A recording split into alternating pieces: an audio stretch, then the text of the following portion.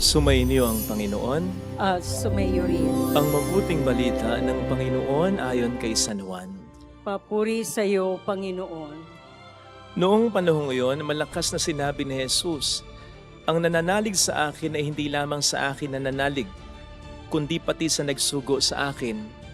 At ang nakakita sa akin ay nakakita sa Kaniya. Ako'y naparito bilang ilaw ng sanlibutan, upang hindi manatili sa kadiliman ang nananalig sa akin. Kung mapakinggan nino man ang aking mga salita, ngunit hindi niya tuparin ito, hindi ko siya hatulan, sapagkat naparito ako hindi upang hatulan ang sanlibutan, kundi upang iligtas ito. May ahatol sa sino mang magtakwil sa akin at hindi tumanggap sa aking mga salita.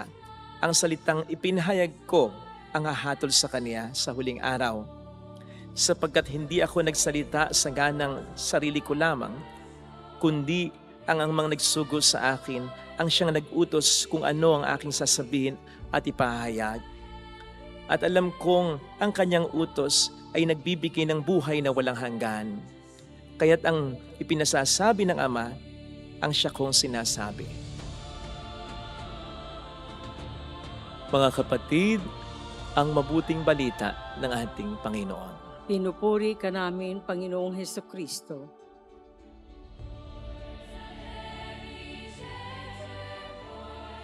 Narinig po natin sa ating Ebanghelyo ang alok ng Panginoon para sa ating lahat, lalo na para sa mga mananalig sa Kanya.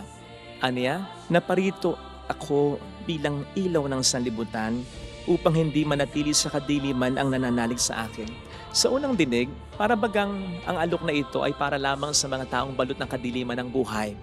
Halimbawa sa mga taong sobrang kasalanan, sa mga taong sobrang down ang pakiramdam dahil sa mga napaka-matitinding problemang pinagdaraanan. Indeed, they badly need the light of Christ. Datapot sabi ko nga po kanina, ang alok na ito ng Panginoon ay para sa lahat. Sapagkat hindi naman porke ang buhay natin ay hindi balot ng kadiliman, ay nangangahulugan ng tayo ay namumuhay sa tunay na kaliwanagan. Halimbawa na lang po, siguro nakakita na kayo ng bahay na tulad niyan. Bahay na kahit saang silid, living room, dining room, bedrooms, bukas ang ilaw. Hindi ba't ang bahay na yan ang masasabi natin maliwanag na maliwanag? Pero kapag ang bahay ay ganyan, kaunting liwanag lang, masasabi ba natin na ang bahay na yan ay maliwanag na maliwanag? O kahit na halos lahat ng kwarto ay may liwanag, pero may isang kwarto ang walang liwanag.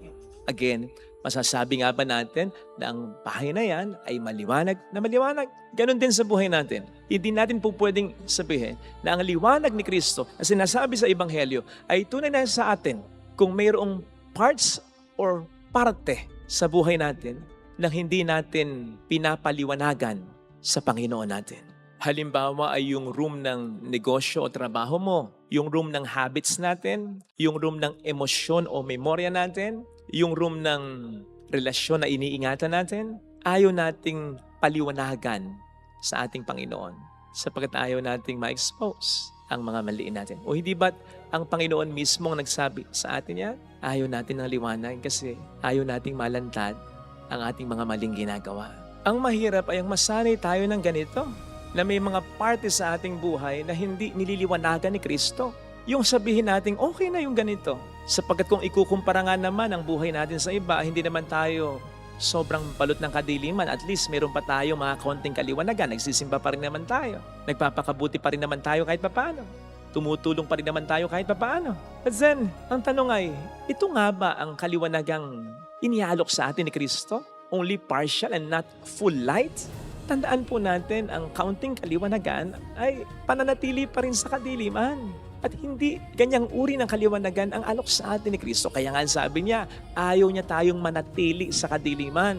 Besides, ang liwanag na binibigay sa atin ng Panginoon ay hindi liwanag na hiwalay sa Kanya, kundi mismong siya.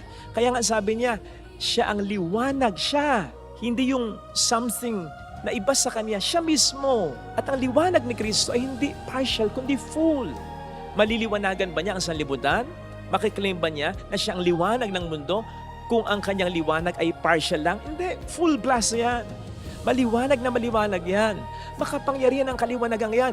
Pero po pwede nating limitahan sa ating buhay ang kaliwanagan na yan. Kung may mga areas nga sa ating buhay, ang pilit nating pagtatakpan upang hindi niya maliwanagan. At hindi nga po pamumuhay sa kaliwanagan yan, pamumuhay pa rin sa kadiliman yan. Dahil, in a sense, binibigyan natin ng hold sa atin at ng chance sa buhay natin ang kadiliman. Karanasan ang magsasabi sa atin na kapag tayo galing sa liwanag and then pumunta tayo sa dilim, pumunta tayo sa lugar na madilim, sa kwarto, sa silid na madilim, and then we stay there for an hour or two. Paglabas natin muli sa liwanag, di ba? Ang sakit na sa mata ng liwanag, the light is already blinding. At bakit? Ibig sabihin ba nun, the light is brighter than before we entered the room?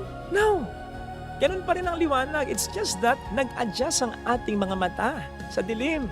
Kaya ang nangyari sa pag-adjust ng ating mga mata sa dilim, hindi na tayo sa dilim nabubulag kundi sa liwanag na. Dahil naging at home na sa dilim ang ating mga mata. At yun po ang delikado sa pagkakaroon ng dilim sa ibang parte ng buhay natin. Sapagkat po pwede natin itong makasanayan at pwede pa nitong mahawa ang ibang parte, aspeto ng ating buhay. So much so na hindi na natin hangarin na tuluyang magliwanag ang buhay natin. Huwag po sanang gano'n. Kaya sa misang ito, tanungin natin ang ating sarili. Let's be honest, ano yung mga parte sa buhay natin ang tinatakpan natin para hindi maliwanagan ng Panginoon natin? Ano yung sabi ko nga nung nakaraang linggo, kapag tinatamaan tayo ng salita ng Diyos ay ini-ignore natin? Ano yung ayaw nating pinag-uusapan? Ano yung hindi natin kinukumpisan? Ano yung kasalanang nagiging at home na tayo? Ano yung ikinahihiya natin? Ano yung kinatatakot natin? Ano yung ikinalulungkot natin? I-address natin. Harapin natin. Ilagay natin sa kaliwanagan ng Panginoon natin upang tuluyang magliwanag ang buhay natin. Tandaan natin na ang buhay na gusto ng Panginoon para sa atin, katulad ng sinabi niya noong nakaraang linggo, ay buhay na ganap at kasiyasiya. Buhay na kumpleto ng liwanag para kumpleto rin ang saya. Besides, mag-a-adjust lang naman tayo sa dilim kapag walang liwanag. Kapag may liwanag, bakit tayo mag-a-adjust sa dilim kung pwede naman ting piliin ang liwanag at hindi ang dilim? Sige po tayo. Kapag lagi nating pinipili ang dilim at hindi ang liwanag ng ating Panginoong Hesukristo, baka sa huli, hayaan niyang maranasan natin ang dilim na hinahanap natin, ang impyerno. Huwag po sana tayong umabot sa ganito. Huwag po nating baliwalain ang kaliwanagang inaalok ng Panginoon sa atin upang hindi natin pabayaan ang demonyo na sanayin tayo sa dilim. Amen.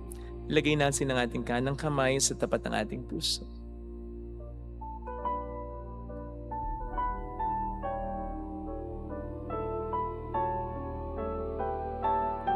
Awitin natin.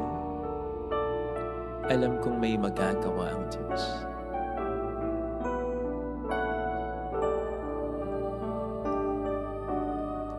Alam kong may magagawa ang Diyos.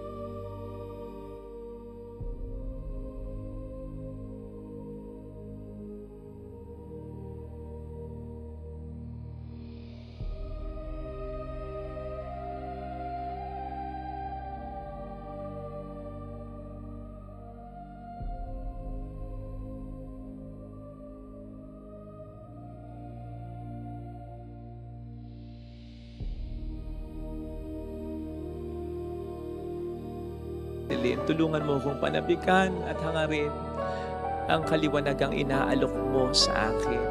Kahit na ako'y masaktan, kahit na ako'y mahirapan, kahit na ako ay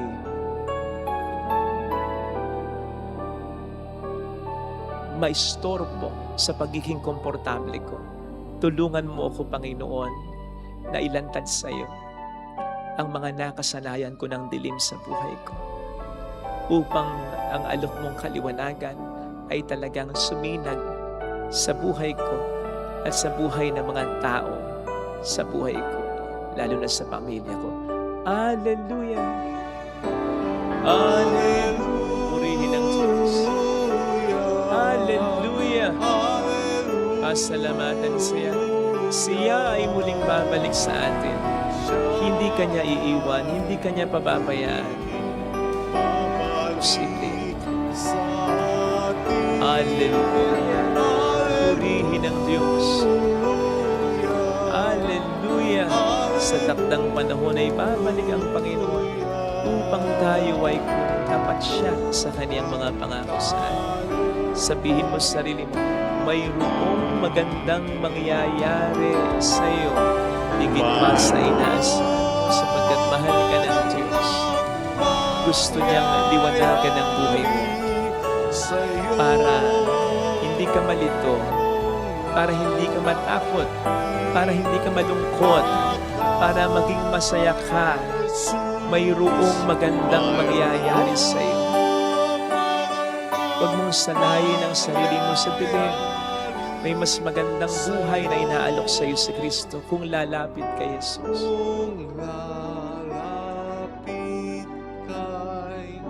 Papuri sa Ama at sa Anak sa Espiritu Santo. Kapara na sa unang-una, ngayon, magpakailanman at magpasawalang hanggan. Amen.